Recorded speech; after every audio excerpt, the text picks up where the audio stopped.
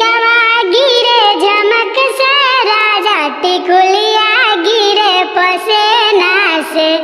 ऐसन महीना में अइला ए राजा सूरत गइल नगीना में। ऐसन महीना में अइला ए राजा सूरत गइल नगीना में। ससुर जी अइले जाड़ा में, बसुर जी अइले जाड़ा में।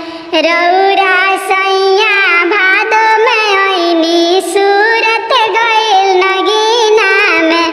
टिकवा गिरे झमक से बालम टिकुलिया गिरे पसेना से। टिकवा गिरे झमक से बालम टिकुलिया गिरे पसेना से। देवर जी अइले जाड़ा में, ननदोइया जी अइले जाड़ा में। रउरा